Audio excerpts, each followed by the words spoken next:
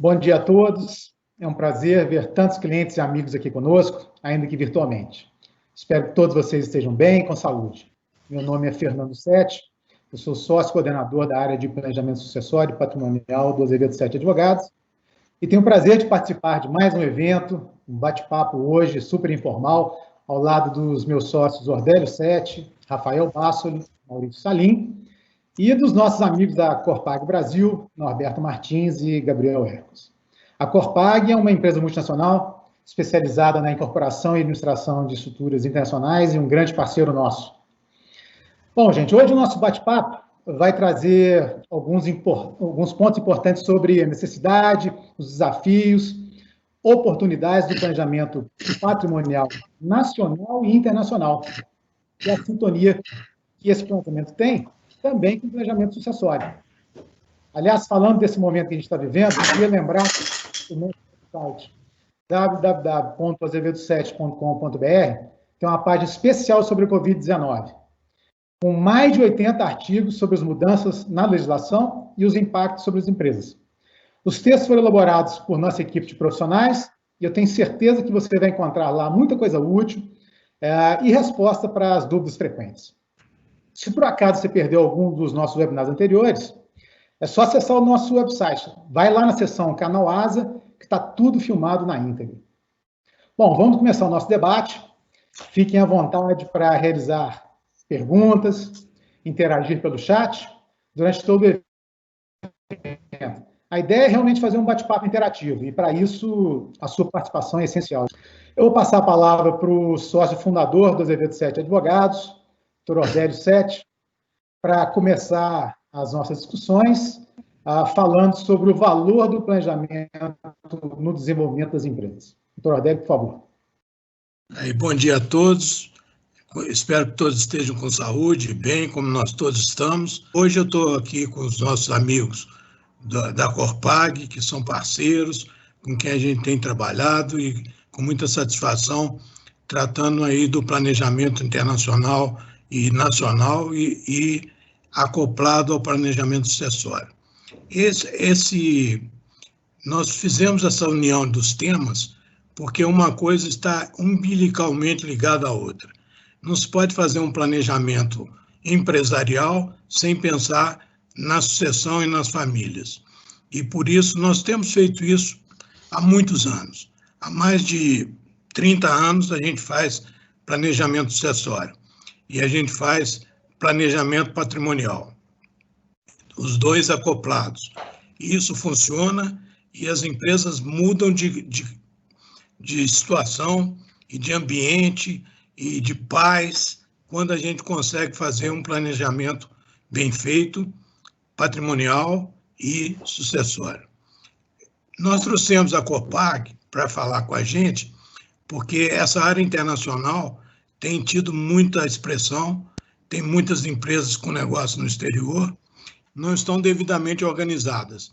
E a gente precisa fazer uma conjugação do nacional com o internacional para aqueles que trabalham no exterior. Para quem não trabalha no exterior, a gente faz todo um planejamento local e a estruturação do grupo acoplada ao planejamento sucessório familiar, porque isso nós estamos tratando, evidente, das empresas familiares. As empresas abertas, aquelas que já têm uma estrutura mais de mercado, essas talvez ainda precisem por baixo nas holdings, um planejamento também, mas na empresa propriamente dita já não será tão necessário. Então eu vou passar a palavra aos meus parceiros. Eu vou só fazer uma consideração, obrigado, doutor Ordélio. Queria fazer uma consideração em relação a essa parte do planejamento sucessório e patrimonial, porque quando a gente fala de planejamento sucessório e patrimonial, eu, por exemplo, tenho como objetivo sempre reorganizar o meu patrimônio. E nessa reorganização, eu vou tentar reduzir ineficiências societárias, administrativas, tributárias ou qualquer outra espécie. Idealmente, antes de qualquer evento de sucessão. E para isso ocorrer, né, gente, é preciso estabelecer regras claras de governança corporativa. Essas regras claras, elas evitam conflitos e, no mínimo, estabelecem uma forma de resolver esses conflitos. Esse, para mim, é um passo muito importante para a profissionalização e perpetuação do negócio para as futuras gerações. Bom, mas quais são, então, as ferramentas para reorganizar meu patrimônio, reduzir ineficiências, evitar conflitos e perpetuar um negócio? Pois é, infelizmente, não tem receita de bolo para isso, né? Cada empresa e cada família tem suas particularidades e o planejamento deve ser elaborado levando tudo isso em consideração. Mas aí a pergunta é, o que é usual? Bom, o usual é a preparação de uma holding ou de holdings familiares, seja no Brasil ou no exterior, para retirar pessoas físicas do negócio operacional, segregar risco e organizar patrimônio para a sucessão. Além das holdings, é muito comum a gente fazer também acordos de acionistas e protocolos familiares, para que as bases negociais do futuro das empresas e das gerações futuras já estejam colocadas de forma clara. Eu escuto muito dos nossos clientes que têm empresas familiares a seguinte frase: eu e meus irmãos ou irmãs somos muito unidos e a gente não precisa de acordo de acionistas, nem de protocolo familiar entre nós. Eu geralmente respondo que é exatamente por essa sintonia existir é que nós devemos elaborar um acordo de acionistas ou um protocolo familiar já. É no momento bom que os acordos devem ser celebrados. Quando o clima está ruim ou existe alguma desavença, aí é tarde demais. Eu queria ouvir do nosso especialista em planejamento tributário, Maurício Salim, sobre o que ele tem a dizer sobre um pouco do que eu falei e as questões tributárias também importantes sobre o planejamento sucessório e patrimonial. Bom dia, Fernando, bom dia a todos, obrigado por todos estarem aqui. Especificamente sobre os seus pontos levantados, Fernando, de fato, um planejamento sucessório, um planejamento patrimonial bem feito, ele deve necessariamente passar por uma análise tributária profunda, prévia, né, para que se planeje o máximo possível o futuro e os efeitos de uma dissolução, os efeitos de um evento sucessório dentro da família, que não seja mais gravoso do ponto de vista tributário do que atualmente existe. Então, o que a gente costuma dizer é que, no mínimo, busca-se uma certa neutralidade, não busca-se não penalizar uma estrutura, ou criar uma estrutura que não penalize a família ou não penalize as empresas que estão embaixo daquela família no planejamento sucessório.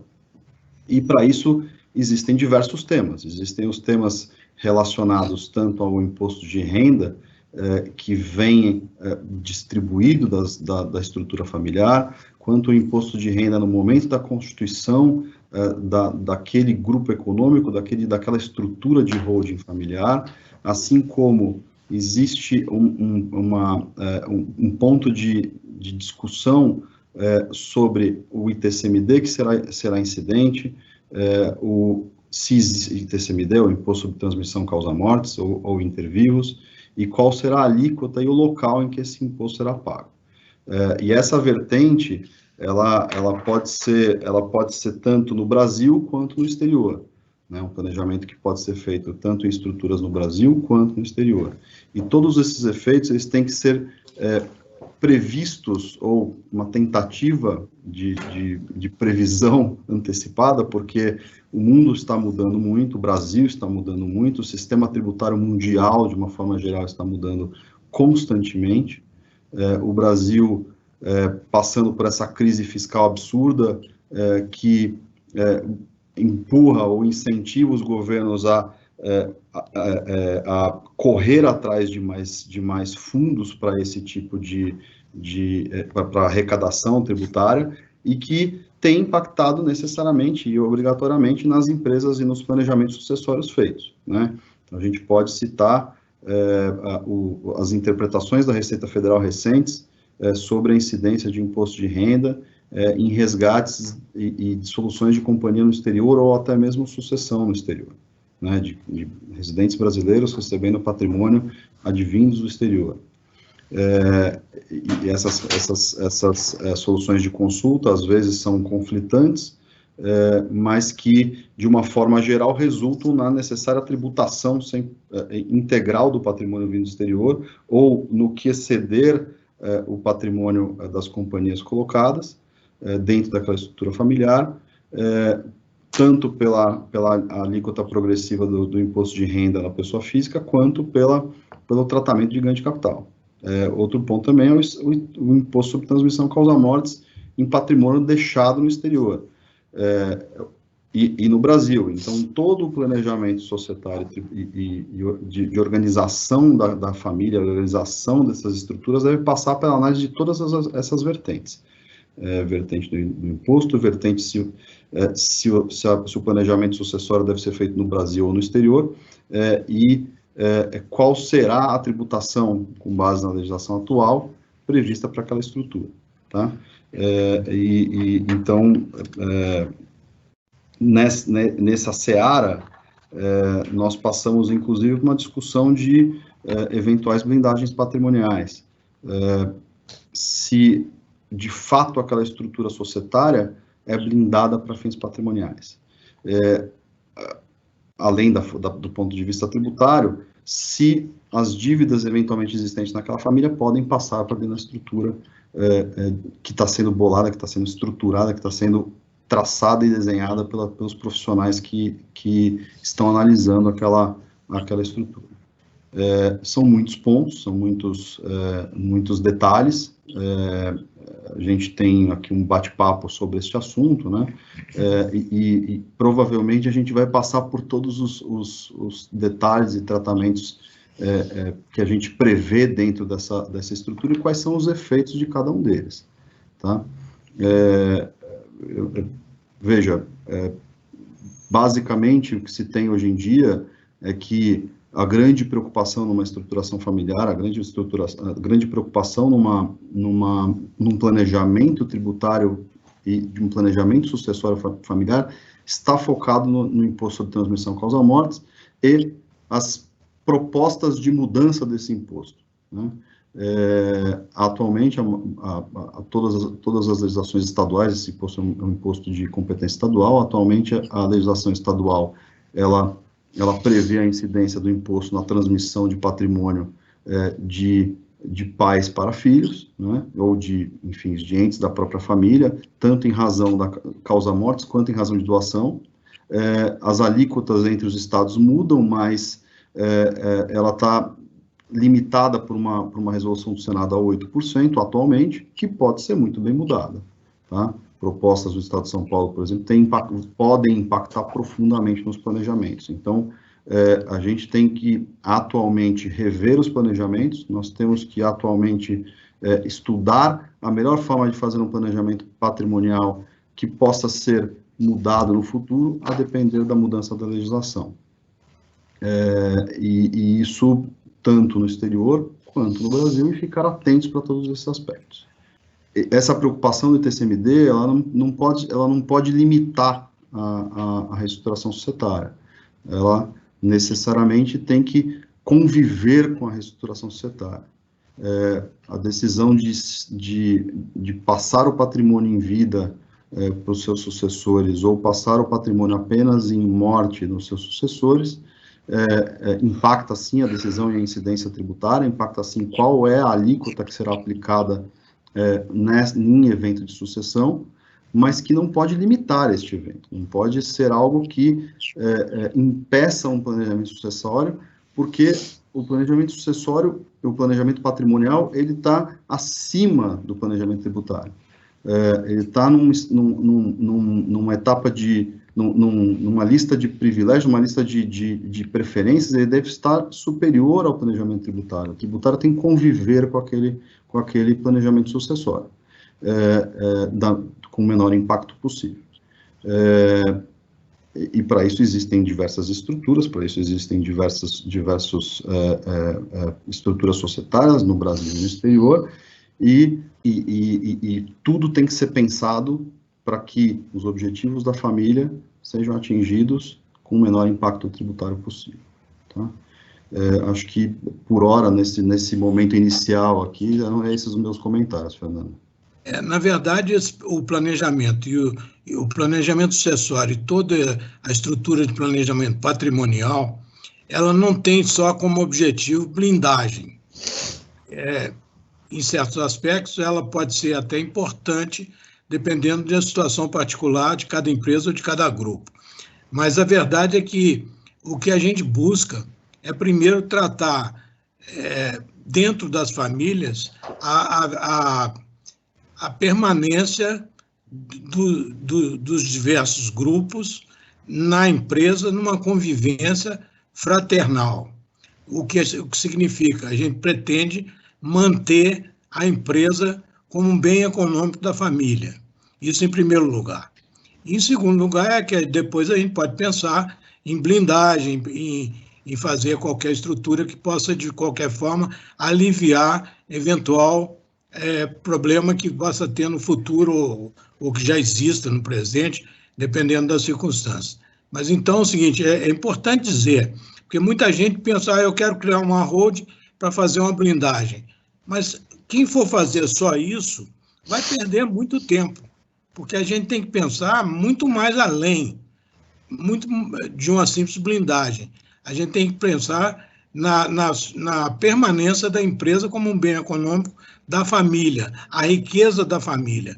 E a gente sabe que à medida que a família aumenta, os problemas aumentam. E a empresa é sempre o alvo, de um lado ou de outro, porque nem todas as pessoas e membros das famílias trabalham nas empresas, isso fica, quem está de fora tem sempre outros objetivos distintos daqueles que estão na empresa.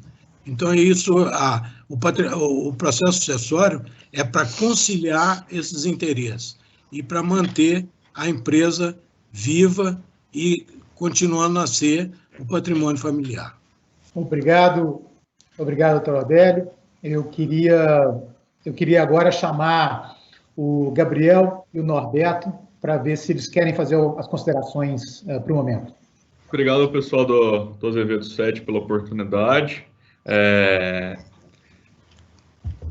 A questão do planejamento patrimonial internacional, ela segue o nacional, que é tentar dar governança corporativa e organização do patrimônio, e também a gente pode inserir questões de cunho sucessório, como a gente sempre sugere para os nossos clientes, elaborar um testamento na jurisdição que está offshore, porque os efeitos da sucessão brasileira, eles demoram a atingir a sucessão no exterior. Norberto, você quer falar algum ponto? Não. Veja, corroborando com os comentários do Gabriel, a sucessão internacional, se ela for dependente da sucessão no Brasil, ela pode demorar muito.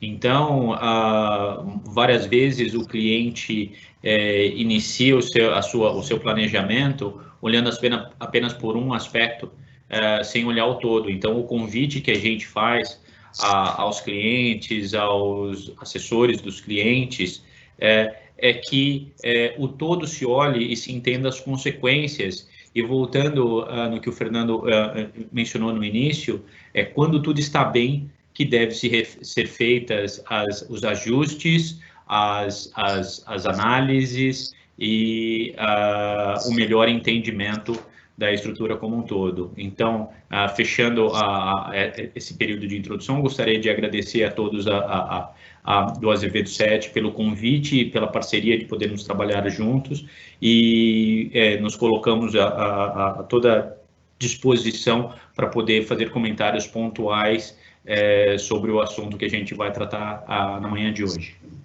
É só um complemento, em relação ao planejamento patrimonial, o internacional é sempre importante ele ser elaborado no cliente, assessor financeiro ou escritório de advocacia, para ver quais são os impactos do planejamento internacional no Brasil, seja ele societário, tributário, sucessório, e o provedor de serviço, que no caso é a indústria que a Corpag faz parte. Então, a gente é especialista em montar estruturas no exterior, mas a gente não existe um produto de prateleira. É muito tailor-made. A gente sempre faz o planejamento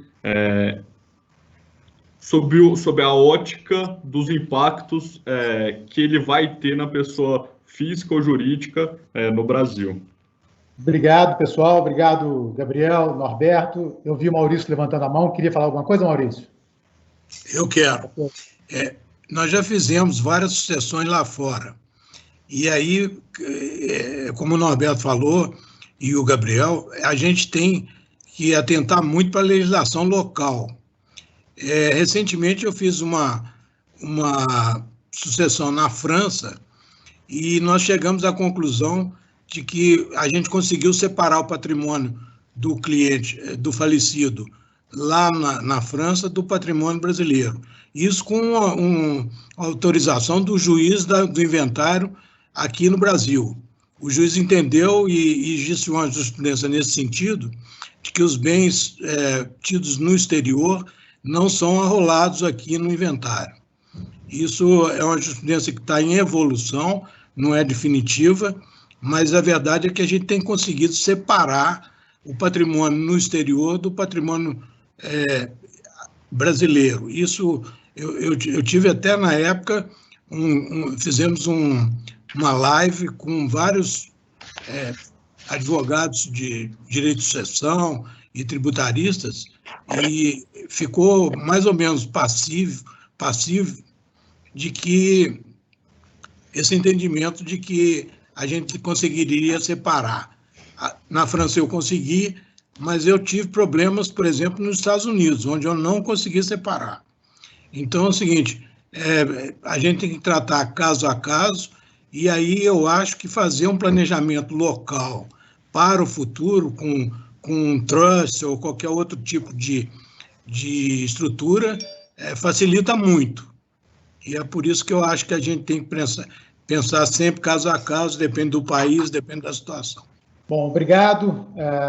Esse ponto do planejamento patrimonial sucessório internacional, acho que é importantíssimo, e aí na linha do que o Maurício levou aí para frente, e o Gabriel também, acho que é um tema delicado, porque quando a gente vê os clientes falando em fazer um planejamento sucessório no exterior para proteger o seu patrimônio que está fora do Brasil, a gente vê que, mesmo que ele tenha sido feito de uma forma correta, bem intencionada, ele pode ter, ao final, uma consequência tributária diversa, que ele não tinha conhecimento no momento em que formou essa estrutura. Então, acho que é essencial que, quando se escolhe uma jurisdição fora do Brasil para ter patrimônio, para estabelecer uma plataforma, ela seja consciente e assessorada por assessores locais.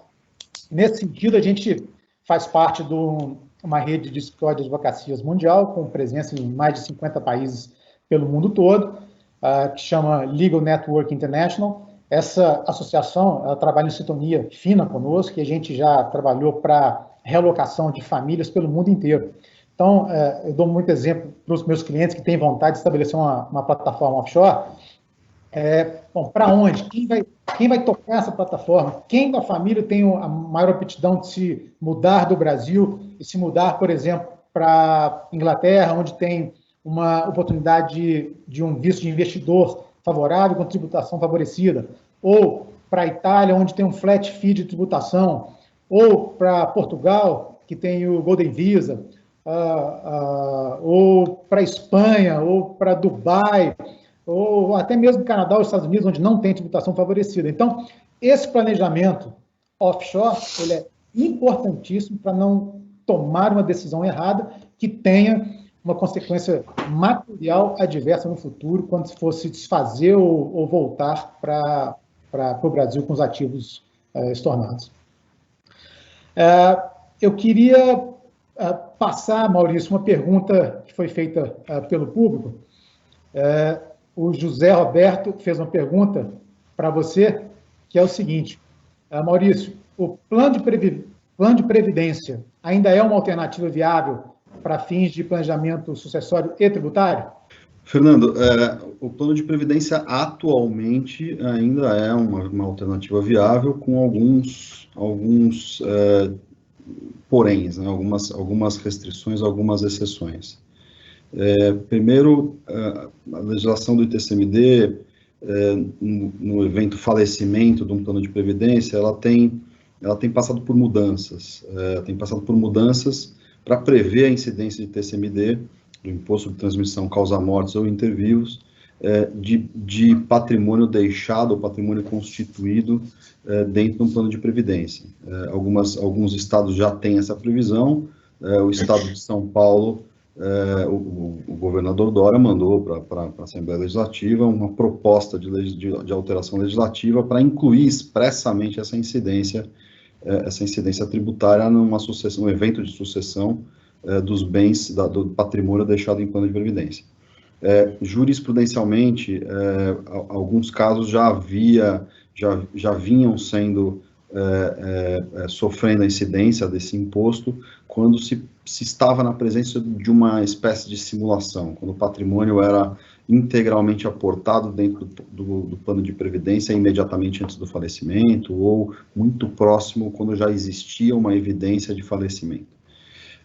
Então, assim, ainda é uma alternativa viável, tá? Porém, com essas mudanças legislativas, isso pode deixar de ser atrativo. Quer dizer, toda a atratividade que era a não incidência do TCMD deixaria de ser o chamativo para esse planejamento. Obrigado pela pergunta. Obrigado, Maurício. Ficou muito claro. Eu queria convidar agora o meu sócio, Rafael, para fazer suas considerações. Rafael é sócio do Azevedo 7 e atua na área de planejamento sucessório e patrimonial do escritório. Rafael, por favor.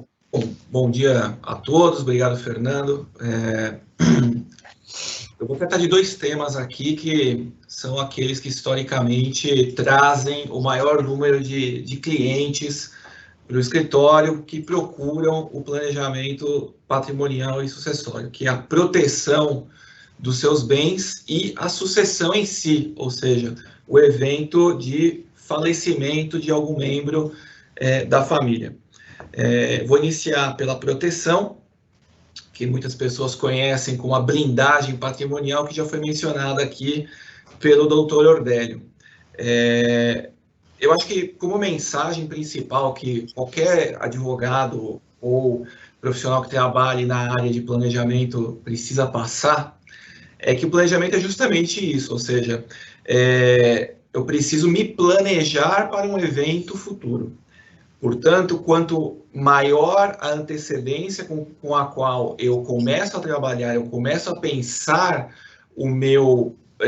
a minha sucessão e a minha reorganização, maiores as chances de sucesso que nós vamos ter nessa empreitada.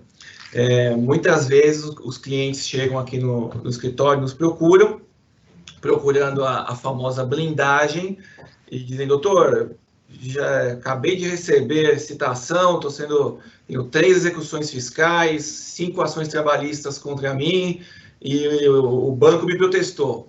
Vamos fazer uma proteção patrimonial.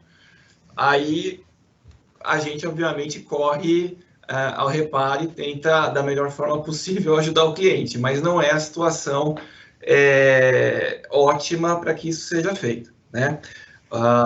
Como o Dr. Ordélio falou anteriormente, o objetivo todo do nosso trabalho é nos planejarmos para eventos futuros, é mantermos empresas saudáveis, sólidas, por um grande período de tempo. O nosso trabalho ele consiste em organizar, otimizar e preparar estruturas familiares para perdurarem por muitas gerações. Agora, obviamente, a proteção do patrimônio faz parte desse trabalho. Então, muitas vezes o cliente realmente precisa de proteção e nós podemos auxiliar quanto a isso. A proteção patrimonial ela pode ser feita em níveis, né? Obviamente, existem diferentes tipos de clientes com diferentes tipos de demanda. senhora viúva que herdou uma grande fortuna de seu marido, tem 2 filhos, um patrimônio imobiliário, vai precisar de um tipo muito brando de proteção. Um jovem que atua no mercado financeiro, por outro lado, provavelmente vai precisar de uma proteção patrimonial muito maior. Então, a cada caso, nós vamos medindo aquilo que é feito. Nesta área existem muitos mitos, meu amigo me falou, e as pessoas muitas vezes saem já fazendo planejamentos que, no final das contas, se revelam ineficazes e uma perda de tempo e de recursos. Bom, então, acho que deixar a coisa bastante prática e dar aqui para os nossos parceiros, clientes que estão nos ouvindo e assistindo, alguma visão do que se pode fazer, eu vou passar aqui algumas ferramentas que nós usamos no nosso dia a dia e que, em grau do mais simples e do mais banal ao mais complexo, nos auxiliam e podem aí servir para que vocês tenham uma ideia do nosso cardápio de alternativas nesse campo. Bom, uma coisa interessante que aí serviria para quase todo mundo é a atenção inicial ao casamento, né, ao regime de bens do casamento. Então, se a pessoa ainda não é casada ou não convive em união estável, é interessante pensar já anteriormente qual o regime de bens a ser adotado, tá? A gente sempre recomenda para pessoas que têm um patrimônio relevante que se case com a separação total de bens. Para aqueles que não casaram com esse regime, é muito comum no escritório, no nosso dia a dia, nós temos uma grande demanda de ações de alteração de regime de bens. Essas ações e a alteração do regime de bens, ela só vale para o futuro, portanto, como planejamento, fica comprometido se a pessoa já tem algum problema e precisa fazer ou deseja fazer a alteração do regime de bens, mas ela é sim possível, tá? Num outro nível, que também aqui para muitas pessoas é útil, nós temos a doação com a reserva de usufruto. Também é algo muito corriqueiro, que para uma gama muito ampla de pessoas pode ser útil, tá? Por quê? Porque aqui a gente alivia o peso dos ativos, dos bens de uma determinada pessoa e passa esses bens para os seus herdeiros. Então, nós temos um duplo benefício: adiantar a sucessão e proteger esses bens, porque geralmente esses bens eles são passados com cláusulas que os protegem, inalienabilidade, penhorabilidade, incomunicabilidade, de forma a garantir uma proteção grande para esses bens, ao mesmo tempo que eu já estou adiantando a minha sucessão. Terceiro nível de proteção patrimonial, a diversificação de investimentos. Muitos clientes chegam aqui para nos consultar e são clientes que nós chamamos de muito líquidos, né? São aqueles clientes que têm um patrimônio muito concentrado em recursos, todos no Brasil, em investimentos pouco complexos.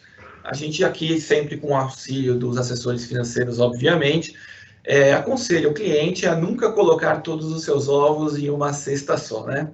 Então, a diversificar os seus investimentos e aqui a procurar, inclusive, investimentos fora do Brasil. Por que não? O brasileiro ainda é muito conservador nesse tipo de proteção, de busca de investimento, e aqui é um passo importante e bastante útil quando a gente está buscando a proteção patrimonial. Quarto nível, a criação aqui de estruturas societárias, né? A gente já tocou esse assunto com o Maurício, com o Fernando, e a colocação dos bens, dos ativos do cliente no Brasil em estruturas as mais simples. A gente pode começar com a limitada, com uma SA, a depender do caso, aqui no Brasil, passando para estruturas um pouco mais complexas, como fundos, tá? Fora do Brasil, essas estruturas também são possíveis. e aqui a gente está falando desde uma PIC, né, uma sociedade para investimento fora, aqui no bojo da diversificação de investimentos que nós já tratamos, até fundos no exterior e os trusts, né, que em determinados casos podem ser úteis e aplicáveis, e a gente estuda junto aqui.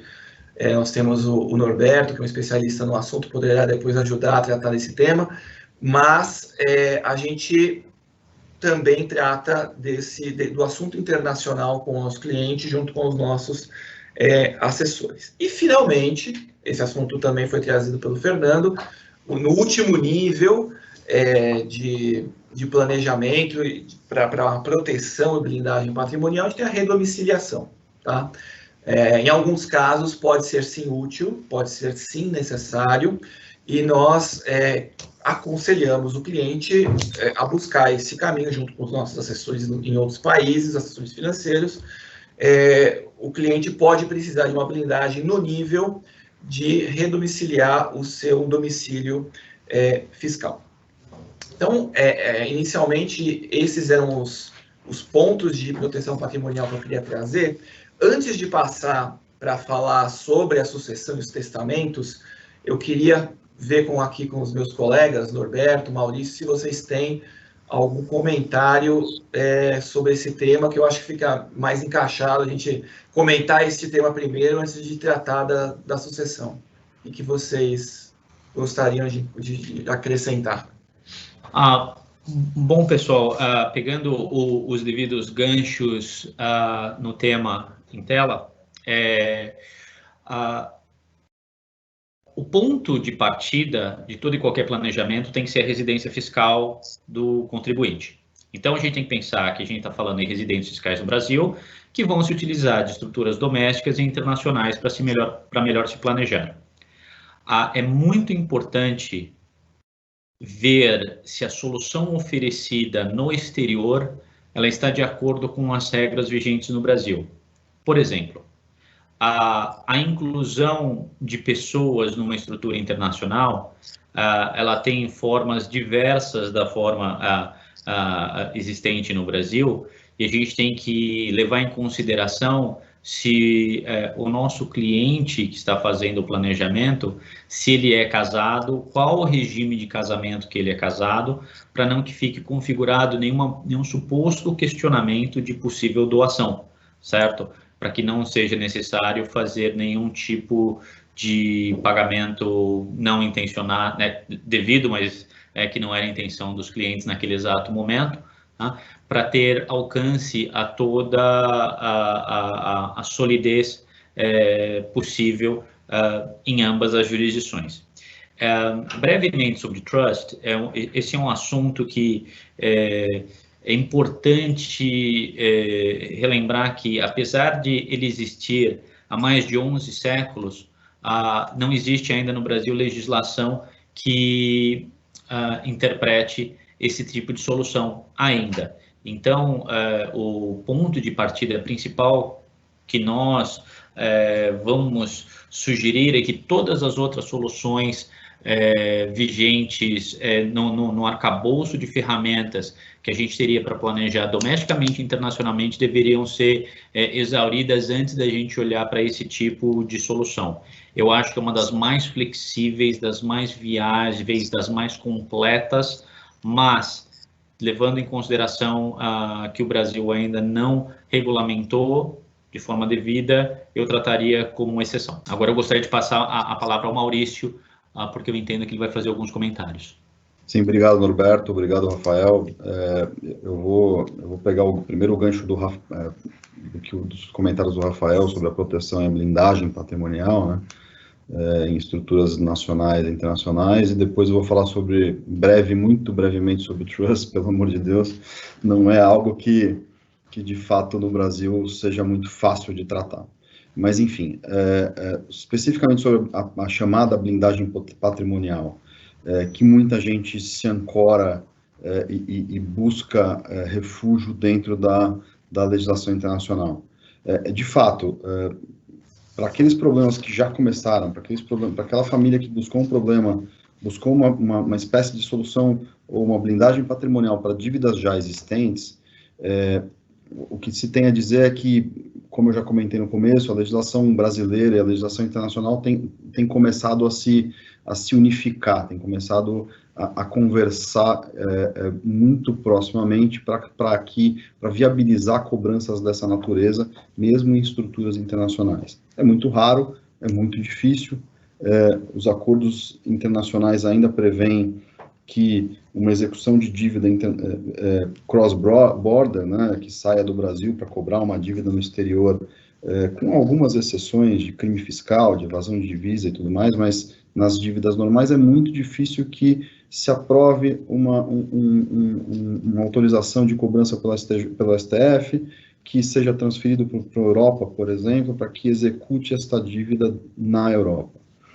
Especificamente com os Estados Unidos e toda a jurisdição americana, existe já um acordo para cobrança direta de dívidas decorrentes de crimes fiscais, de crimes que geram economia fiscal, tráfico de droga, tráfico de armas, enfim, a gente não está falando desses casos aqui, mas existe já um acordo que prevê uma execução direta com os Estados Unidos, mas que o que é importante é que a tendência internacional é que essas legislações todas se unifiquem para que as cobranças entre países sejam facilitadas, né? Então, primeiro de tudo é isso. Segundo, que uma blindagem patrimonial para execução, para cobrança de dívida, ela tem muitas outras formas de desconsideração da estrutura que foi criada. Então, uma estrutura que foi criada por presenças internacionais, uma estrutura foi criada fora do Brasil, mas que essa mesma estrutura, ou várias estruturas fora do Brasil, detenham bens no Brasil, a Receita Federal e a Procuradoria da Fazenda Nacional, principalmente, tem tido facilidade de desconsiderar lateralmente as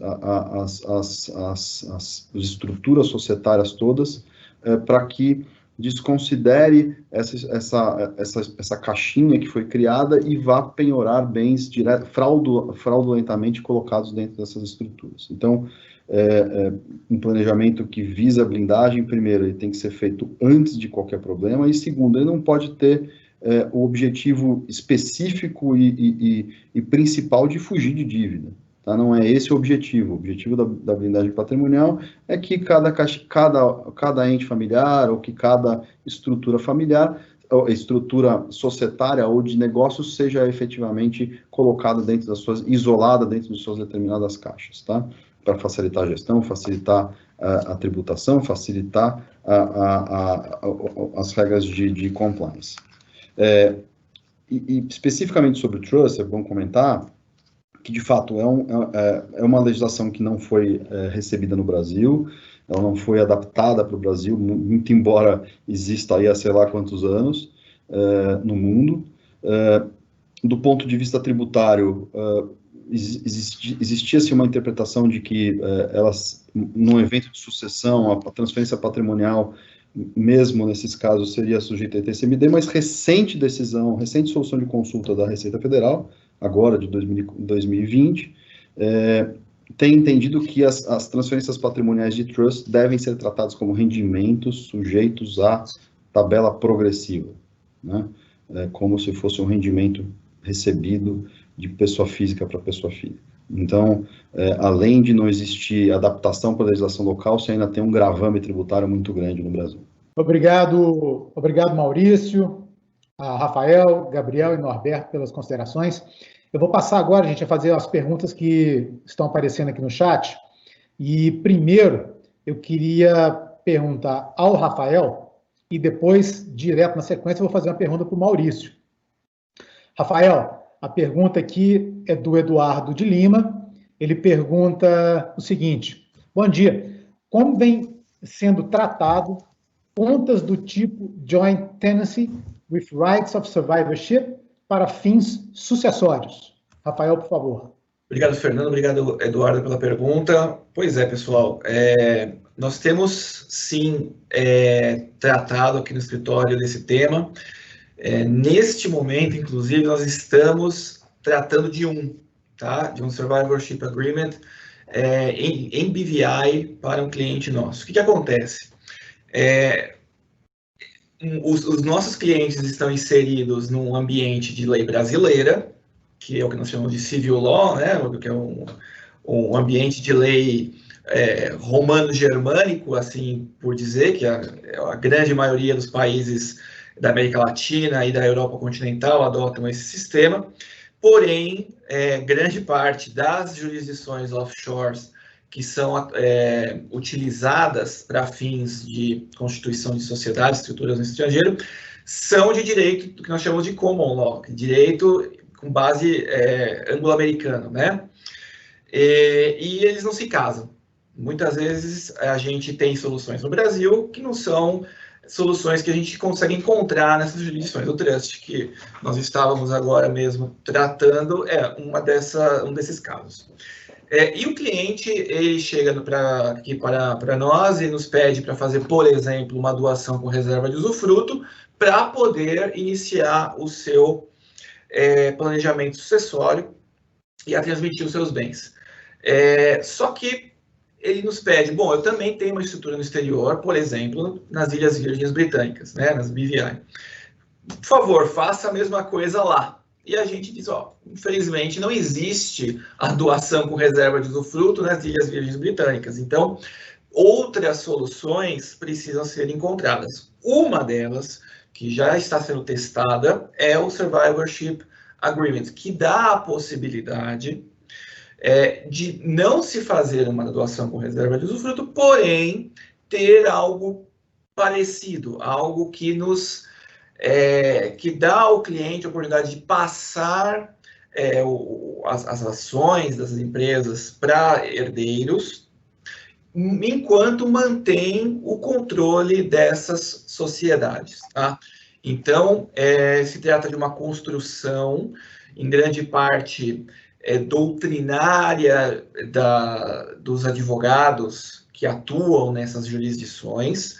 Porém, nós já tivemos legal opinions, pareceres desses advogados.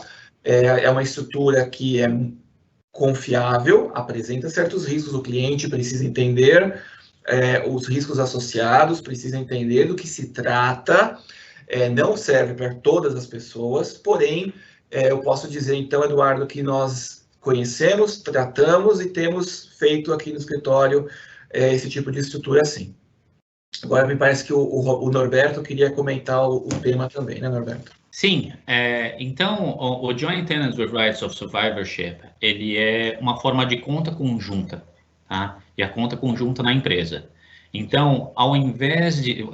vamos supor, casal com regime de comunhão parcial de bens, com ganhos que não são oriundos de pré-casamento ou de herança, tá? Então, ambos já têm acesso a esse recurso, certo? De acordo com a lei brasileira. Ao emitir a ação, a única ação da empresa é emitida em nome das duas pessoas.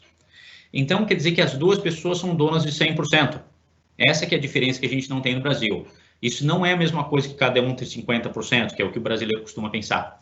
Então, por isso que eu comentei que seria difícil, numa situação como essa, você colocar herdeiros na mesma ação, então, marido, mulher, filho 1, filho 2, na mesma única ação. Isso funciona do lado de lá da fronteira, mas do lado de cada fronteira pode haver questionamento se isso é uma doação sendo evitada, tá? Ou o questionamento vai ser como é feita a declaração no imposto de renda. Se o casal está declarando em conjunto, ou mesmo que não, é fácil de se explicar a origem do recurso e acesso de ambos ao todo. Então, isso é uma forma de fazer uma previsão sucessória. Se um vier a faltar, o outro segue tocando a estrutura, mas ela é limitada. Então, o que é mais importante, voltando naquilo que eu havia mencionado antes, é que não levar apenas a sugestão que está sendo oferecida no mundo internacional como uma solução dos problemas, e sim consultar localmente aqui no Brasil se a solução é válida. Porque a gente sempre sabe aquele evento do meu amigo do clube, né? Eu ouvi dizer que isso pode funcionar, e a gente está vindo de uma época onde todas as estruturas eram exatamente iguais e todas as ofertas eram idênticas. Mas agora, com esse tema virando corriqueiro, a gente poder falar abertamente sobre isso, a gente tem que olhar e ver cada situação de cada família e entender o que precisa ser customizado na oferta. Então, esse que era o meu comentário em relação a esse tipo de solução.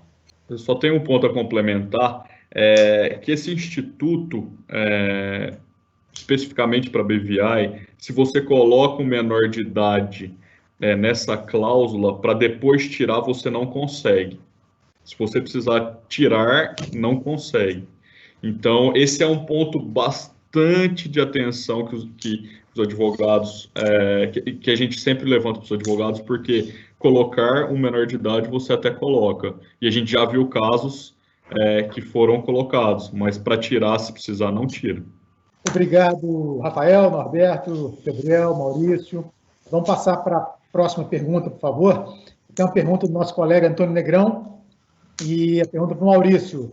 Maurício, o Antônio Negrão pergunta o seguinte: eu poderia constituir uma holding no Brasil de participações e integralizar seu capital com imóveis comerciais e residenciais de valor não superior ao capital para que não incida o ITCMD, conforme a recente decisão do STF, correto? E ele continua: na transmissão das cotas da holding intervivos ou causa-mortes, haverá incidência do ITCMD?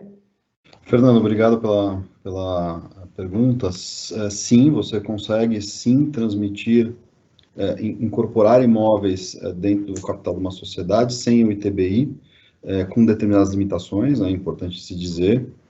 O ITBI só não incide nessa transferência patrimonial e integralização de capital se a destinatária, ou seja, a sociedade cujo capital está sendo subscrito e integralizado, não for imobiliária, não tiver atividade imobiliária, e a atividade imobiliária, leia-se atividade efetiva, ou dentro do capital social, ou pelos últimos 2 anos, que represente mais de 50% da sua atividade. Então, essa imunidade, porque está prevista na Constituição, ela não é absoluta, ela é relativa. Então, essa é a primeira observação. Você consegue sim, porém, com esse detalhe, né? E segundo, sim, você terá, num evento de falecimento ou num evento de doação posterior, a incidência do ITCMD, e aqui a legislação tributária básica de quase todos os estados, ele prevê que a base de cálculo do ITCMD seja o patrimônio líquido da companhia doada ou recebida em sucessão. Patrimônio líquido, leia-se aquele que está lá registrado ou no último dia útil do exercício anterior ou no mês anterior à doação, tá? O que for maior. É importante dizer que algumas normas, algumas legislações específicas, como a de Minas, e também como a proposta atual que está tramitando perante a Assembleia Legislativa do Estado de São Paulo, prevê que o fiscal pode reavaliar o patrimônio dentro da companhia para determinar um patrimônio líquido, entre aspas, virtual, né? Porque o patrimônio líquido está lá previsto na lei societária, então um patrimônio líquido virtual somente para incidência do ITCMD, para que dê um valor específico para aqueles imóveis dentro da sociedade. Então, a resposta para o Negrão é sim, pode sim ser feita uma estrutura como essa, haverá sim a incidência do TCMD, e o que se discute em especial nas legislações novas, qual é a base de cálculo do TCMD. Né? Ora patrimônio líquido, ora reavaliação por valor de mercado ou por valor de referência dos imóveis. Perfeito, Maurício, obrigado. E eu queria que você já também emendasse, já que você tocou no assunto do ITBI, tem uma outra pergunta, que é da Vera Teixeira. Ela pergunta como vocês estão vendo a questão da nova interpretação do ITBI na criação das holdings patrimoniais. Obrigado pela pergunta, também tem relação direta com a anterior. Só para explicar, para quem não acompanhou, essa decisão com o voto do Alexandre de Moraes, com o relatório do Alexandre de Moraes, prevê que incide ITBI, mesmo nas hipóteses de não incidência, mas incide o ITBI na parcela do imóvel que é destinado à reserva de capital, leia-se a reserva de ágio das sociedades. Então, era muito comum que se fizesse normalmente numa SA, né, numa sociedade anônima de capital fechado, que se fizesse a integralização de imóveis por um valor menor do que o capital, e que a diferença do capital integralizado subscrito e a diferença do valor patrimonial do imóvel era destinado a uma conta de reserva de ágio, né? O que ficou decidido é que ficou decidido pelo STF é que essa reserva de ágio ela não tem a destinação de constituição do capital, então ela teria objeto comercial, razão pela qual não se aplicaria aquela isenção de TBI. Bom, primeiro, a legislação em nenhuma hipótese fala disso, tá? Então, é uma interpretação surgida, não se sabe muito bem por qual razão, mas é uma interpretação que, a meu ver, foge do teor constitucional e foge da legislação dos próprios municípios com relação ao ITBI, né? Então, eu entendo que, tecnicamente, é uma decisão equivocada.